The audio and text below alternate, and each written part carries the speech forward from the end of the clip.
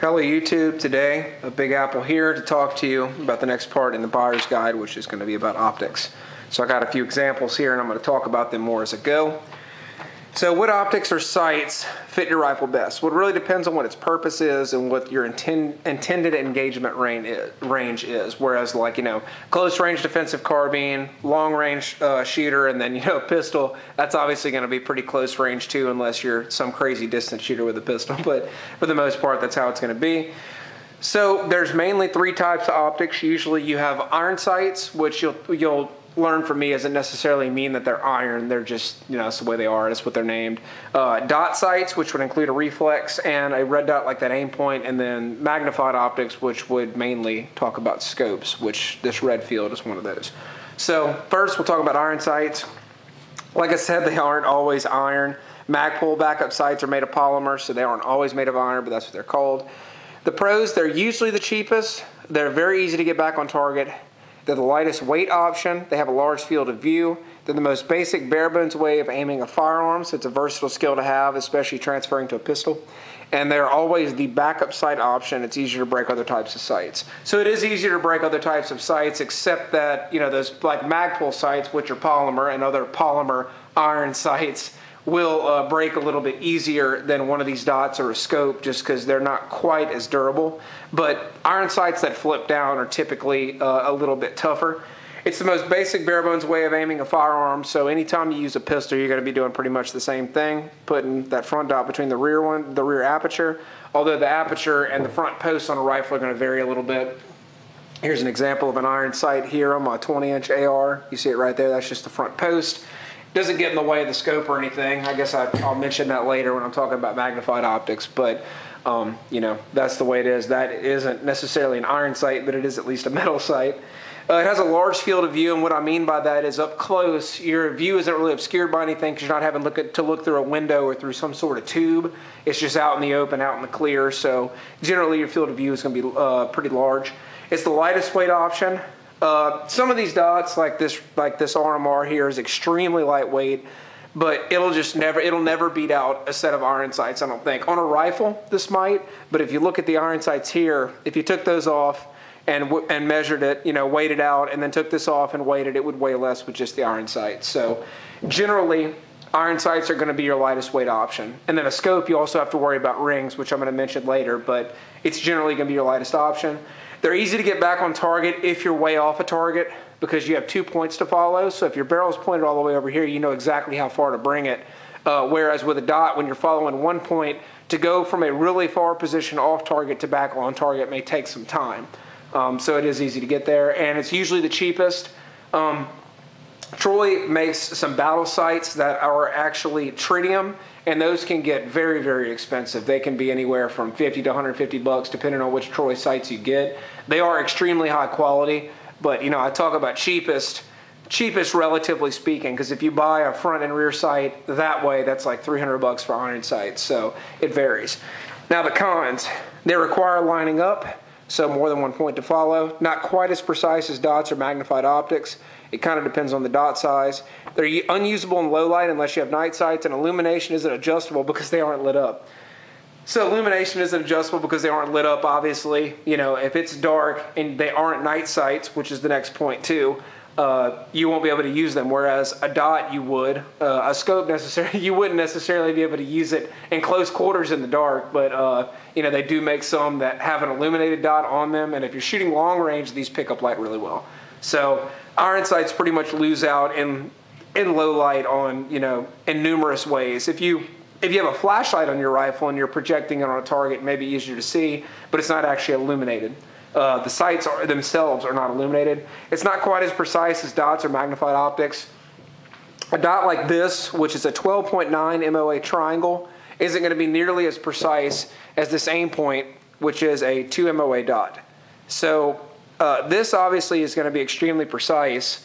This will be pretty precise, but not that precise, but dots usually beat out irons in terms of precision, especially the smaller the dot is. So it's dot size dependent, but they're probably going to be, typically for the most part, they're going to be more precise. And they require lining up because you have to follow more than 1 point. So I guess your follow-up shots may not be quite as fast, with your orange as a red dot. Then again, I say this all being a red dot user. I haven't practiced a ton on iron sights, so that could vary if you're, you know, a big iron man and you shoot a lot of iron sights. So red dots and reflex sights. I'll talk about holographic. If you've seen my EOTech video, I'll link it. The way that those holographic sights work, which is typically just the EOTechs, they are powered by a laser, which is also why they have lower battery life compared to the aim points, which run on an LED. And just the way that they work, hopefully I can find a diagram to show you, but that's holographic sights. Generally, when I'm comparing reflex to red dot is generally going to mean a tubular red dot, like this aim point, and then a reflex sight, I'll either be talking about the EOTech or this Trijicon RMR, you know, either way. But what's the main difference between a reflex and a red dot? Typically a reflex sight is not tubular and only has one lens. So here's a reflex sight. See, one lens, not a tube, it's out in the open, whereas this dot is tubular and it's closed. So, you know, it's got two lenses, see? So that's the main difference in a reflex or dot. They both use a dot though. It's just this one's referred to as a red dot. This is a reflex, but this could also be called a dot. I wouldn't call that a reflex though because it's enclosed. So that's the main difference. What are the pros and cons of a dot in general? So this would, you know, reflect both of them. Very easy to aim, only one point to follow, very quick to acquire. It's lighter than a scope. The illumination is adjustable. It can be magnified and it's night vision capable. Night vision capable, it depends on what model you get. I'm not sure if my Aimpoint H1 there has night vision capabilities, because I don't, you know, have infrared eyes in my eyeballs. I can't see night vision unless I had some sort of, you know, night vision goggles. But some red dots, usually Aimpoints and some EOTechs, have night vision capabilities. I don't know when you would use that. I guess if you're an LE or military, you'd like that, or I don't know, maybe you enjoy that sort of thing. But generally speaking, that's a pretty big advantage of them being night vision capable, whereas, you know, the regular iron sights are not. Can be magnified. You can actually strap a magnifier behind one of these dots to actually zoom in on that dot and zoom in that window. I'll link that EOTech video if I haven't already, where I actually go into more details with that, with the magnifier on there, and I'm going to touch on it slightly here. The illumination is adjustable. So if you look, I have my EOTech, my aim point here on setting 6, I believe that is. I don't know if it's focused, but it's got about 12 different settings there. This one really is ambient light dependent because it's the dual illuminated model, so it runs on fiber optic or tritium, you know, depending on if it's day or night or if there's a lot of light or there isn't. So that one's variable. It's not really adjustable, but it sort of varies and adjusts itself according to ambient light. It's lighter than a scope generally, just because a scope is longer and it needs rings. Whereas, you know, you can see how light this upper is, very easy to get, and that sight really adds no weight to it at all. And then, you know, something this small obviously isn't going to weigh very much either. So it's definitely lighter than a scope. Very easy to aim. There's only one point to follow. Target acquisition's quick. Since these are generally parallax free, which I won't go into parallax a bunch, but parallax mainly means, you know, at close ranges, it's not going to have all these other scientific factors to worry about. But generally, these are very, very quick to get follow-up shots. Your target acquisition's relatively fast. And it's just, you know, it's very, very easy to work with. Very simple. Put the dot on the target and pull the trigger. Wherever the dot is, that's where the bullet's going to go. The cons of a red dot. Small field of view, can be rendered unusable by condensation of water, and require battery power. So they don't all require battery power. This RMR, like I said, has tritium on the top. Tritium on the inside and fiber optic on the top. And then something like the Trijicon ACOG, I'll show you a picture, I'm sure you've seen it on Call of Duty. Those use a fiber optic or a tritium as well, so those aren't battery powered either, which is, you know, which is pretty nice. They have a small field of view because your window is pretty much all you're looking through. The same is going to be true with the scope, and I'll talk about that, but compared to irons, you know, you're not looking through a tiny window with your iron sights, so looking through a tubular window on a red dot or in the little lens here on a reflex, you're going to have a smaller field of view, and it can be rendered unusable by condensation or water. This is mostly talking about your reflex sights if water actually gets on there, because I had some sweat drop on there one time, and I probably should have just transferred to the iron sights since they're in there anyway, but they can be. If you're going into from a really cold room to a really hot room, it could fog up the lens, and then, you know, you don't have a red dot. Does that happen? Probably. It's probably going to be a pretty rare circumstance, but it's still something I need to mention. So, like I said, some require battery, some don't. Your aim points, like this one has about a 50,000 hour, 5-year lifespan. I mean, it's just ridiculous how efficient those are with the little LED inside of them. The EOTechs don't last quite as long. They don't have quite as good of a battery life, but they should last for a decent amount of time for you to use them for defensive reasons. So reflex versus a red dot. Reflex is probably going to win on the preciseness of the dot because EOTech models have a 1 MOA dot. So if you use a magnifier, it'll zoom in on that. It'll be a little bit more precise. Reflex like this, obviously the dot size is very variable, but I think the EOTech is kind of the king in terms of that because you get that really precise dot right in the center. Size, it really depends on the model, you know, for the height and the length and everything. An EOTech compared to an aim point are going to be about the same, whereas something like this RMR obviously is going to be much smaller, but your window is also going to be smaller too. So that's something to think about there. Field of view, red dot generally has the advantage because, you know, I'm showing you this, you see how small that window is and that one's bigger. But then again, an EOTech has a pretty good size window too. So it's sort of a draw, I guess, there. Battery life, red dots typically have a much better battery life.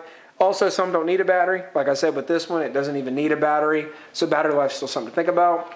Cost, it depends on the quality level, you know, for your dot, but obviously they cost more than irons. If you get something like the Vortex red dot, which is a good entry-level sight, a primary arms red dot, or, you know, an Aimpoint Pro, which is about 400 bucks, those are going to be a little bit cheaper, whereas an EOTech will run you about 500, or something like this RMR will run you about 500. So I guess the red dot wins out a little bit in that, but you can also find some very cheap ones that probably I wouldn't buy though. And then, let's see, EOTechs have a very versatile reticle. They have a 1 MOA dot, and some of them have 2 dots, and they have a 65 MOA circle around that dot. So that's a very, very versatile reticle when looking through the EOTech. If you want to extend your range out a long way, if you have a magnifier, it makes it very easy to work with. Scopes. Extremely precise. They extend your effective range immensely depending on the power level. The objective is larger than a dot or reflex. They have adjustable magnification. They can have illuminated reticles. Bullet drop compensation is usually built in. Same thing with an ACOG. And they gather light really well. So they gather light really well. Well, mainly what's dependent on that is the size of this objective here. Not always, but for the most part, for it to gather light. So the objective is, you know, obviously the size of this and the size of this. This would be, you know, one objective, that's the other. But typically when they give you an objective size, they're talking about this other one. So these are really good at gathering light. If you're going to hunt deer with them or something in low light, you're not going to have any troubles if you get a quality scope that picks up light well.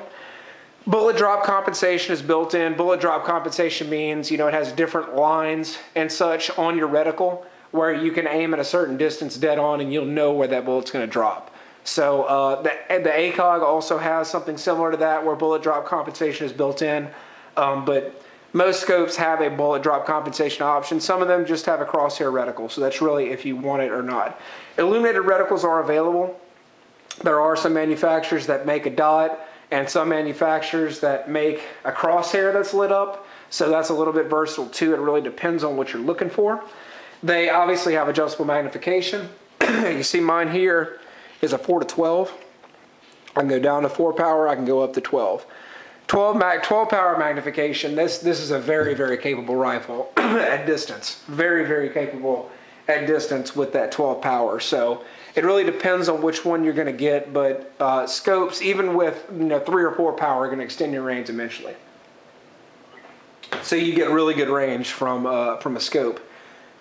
The objective is usually larger than a dot or reflex. Like I showed you here, this is considerably bigger because it's going to gather more light, but you're still going to have a pretty small field of view because you're looking through here and it's magnified. So what it's intended for, long range, yeah, you're going to have a small field of view, but you want that. You want precision. You want preciseness. And it really extends your effective range immensely. So, the cons of a scope. Price, they usually require rings if they're not built in. Has the smallest field of view. It's kind of on purpose though. And they're the heaviest usually because you got to combine the scope weight plus the weight of the rings. So you see I got this long tube here and I got the Burris PEPR mount. So this metal plus this whole metal is the weight of that scope. and those rings. So that setup is going to weigh more. Obviously, you can just tell by looking at it, it's going to weigh more than this, and it's going to weigh more than this. But typically, if you're shooting a magnified optic from a prone or sitting position or something like that, that weight's not really going to matter very much, but it's still something to think about. They have the smallest field of view, like I said, kind of on purpose, because you want preciseness. You don't, it doesn't necessarily matter that you don't have a wide field of view if you're, shooting at something 400 yards away. So that's not that big of a deal. Usually requires rings if they aren't built in. Something like the Trojacon ACOG doesn't need rings because it has a base built in. It's kind of similar to this aim point, the way the base is built in, and it'll just mount on any rail.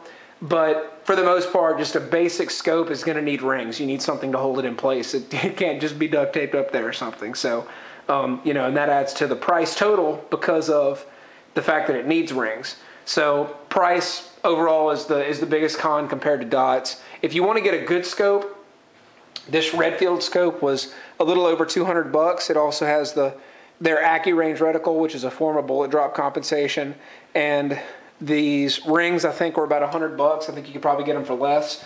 But that setup does cost less than these. So price isn't always a factor, but it's going to cost more than iron sights generally. For the most part, price could be your con there. Now hybrid sights, I'll only talk about this briefly, about putting a magnifier behind a red dot, because I did a video with hybrid sights before. Granted, I know more about it now than I used to, so the information may not be quite as high quality as these are, but for the most part, that's how it is. So the biggest pro is versatility. The biggest con is weight, length, and size, straight up. You think about it, you are extending your effective range by magnifying that dot, but you're also adding a lot of length here, and you're kind of, debunking one of the pros of a good red dot, which is, lightweight and it being short and everything. So it has its pros, it has its cons, but for the most part, the hybrid sights are extremely versatile, and you extend your range if you want to deal with the sights being big, and if you move that magnifier, like a aim point when twist off and an EOTech when flops to the side. So it really depends on what you're looking for. Hopefully this wasn't overly wordy, but there's a lot to think about with optics, so hopefully this was a help to you. This is Big Apple signing out.